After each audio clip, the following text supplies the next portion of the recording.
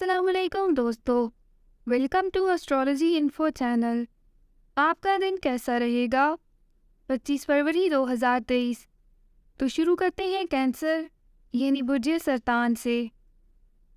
आज के दिन हर चीज़ को सुकून के साथ हैंडल करने का मौका मिल सकता है, जिसकी वजह आपके दिमाग की पुरसुकूनी है।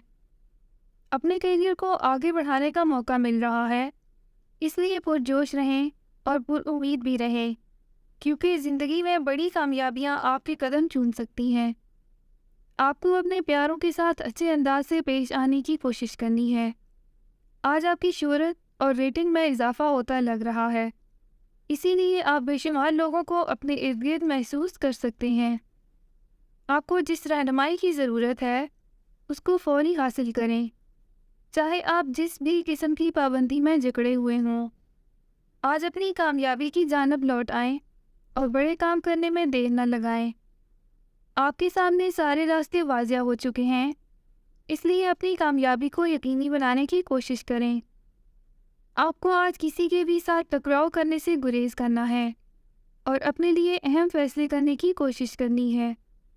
आज किसी के साथ एक हसीन मुलाकात होने का इम्कान है, जो वाकई में आपकी शाम को रंगीन बना सकती है। आज पैसे के मामले में खुशकिस्मत साबित हो सकते हैं। अपना हॉरोस्कोप सुनने का शुक्रिया। चैनल को सब्सक्राइब करें। वीडियो पसंद आए तो लाइक करें। तो कल मिलते हैं।